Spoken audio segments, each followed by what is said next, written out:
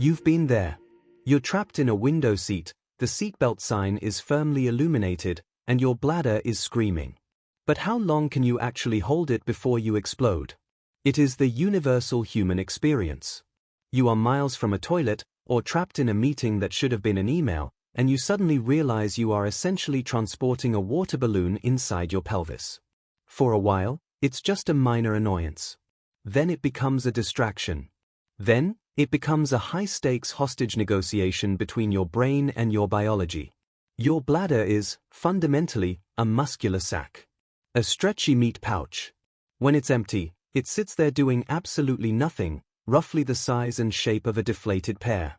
But as your kidneys do their job filtering waste from your blood, they send a steady trickle of urine down two tubes called ureters, slowly filling that pear up. An average adult bladder can comfortably hold about 400 to 500 milliliters of liquid. For context, that is roughly the volume of a standard, medium-sized iced coffee. Which is ironic, because a medium iced coffee is exactly what usually puts you in this exact, terrible predicament. But you don't just suddenly realize you need to pee when you hit the 500 milliliter mark. That would be a terrible evolutionary design. Instead, your bladder is lined with incredibly sensitive stretch receptors. When your internal meat pouch reaches about 200 to 300 milliliters, roughly half capacity, those stretch receptors start pinging your brain. It's a polite notification. Hey, whenever you get a chance, maybe look for a restroom. At this point, you have total control. You just tell your brain, not now, I'm watching a movie, and your brain says, cool, I'll ask again later. But as the volume increases, those stretch receptors stop being polite. At 400 milliliters, the signals turn from a gentle nudge into a flashing red alarm. Your bladder is sending desperate, high-priority messages up your spinal cord. This triggers something called the micturition reflex. Your bladder walls, made of the detrusor muscle, actually start contracting on their own, trying to push the liquid out. The only thing stopping a catastrophic public embarrassment is a pair of bouncers standing at the exit.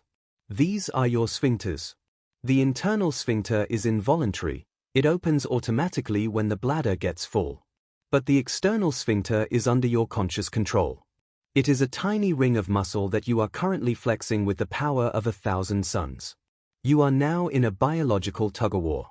Your detrusor muscle is squeezing to empty the bladder, and you are consciously clenching your external sphincter to keep it closed. And speaking of holding things, you should be holding your mouse and clicking subscribe to this almost dead YouTube channel before it flatlines entirely. So, back to your internal crisis. How long can you keep this up? How long can human willpower hold out against the relentless, squeezing pressure of a full bladder? In terms of time, if you start from an empty bladder, an average person can usually go about 8 to 10 hours before things reach maximum, absolute, painful capacity. But let's say you're stubborn. Let's say you decide to just never go again. What happens? Will your bladder pop like a cheap party balloon? There is a very famous, very old story about this.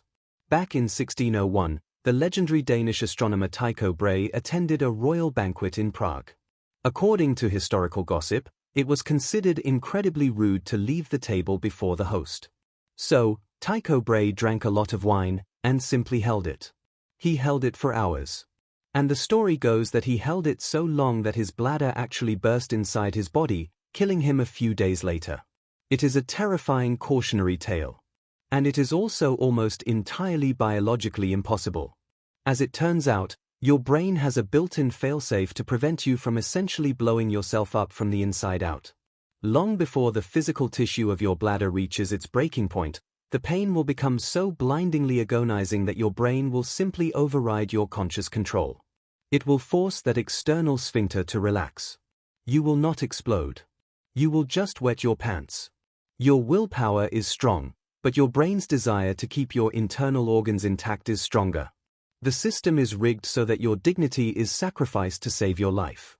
But here is the real twist. Bladders can burst. It is just incredibly rare for it to happen purely from holding it involuntarily. Usually, a spontaneous rupture requires an underlying medical condition, like nerve damage that prevents the brain from receiving the full signal, or a severe physical blockage that completely prevents the urine from escaping even when the brain tries to release it. In those extreme medical cases, doctors have drained upwards of 2 or even 3 liters from stretched out bladders, which is terrifying. The other way a bladder bursts is through blunt force trauma. If you have a completely full bladder, it rises up out of the safety of your protective pelvic bone and sits exposed in your lower abdomen. If you were to get punched in the stomach or get into a car crash with your seatbelt strapped tightly across your waist, that external pressure can pop a full bladder just like stomping on a juice box. But assuming you aren't getting punched in the stomach at a 17th century royal banquet, what is the actual danger of holding it in for a really long time on a road trip? Well, while you won't explode, making a habit out of this is a spectacularly bad idea. Frequently stretching your bladder to its maximum limits can permanently damage the muscle tissue. Over time, the detrusor muscle becomes like a worn-out rubber band. It loses its elasticity.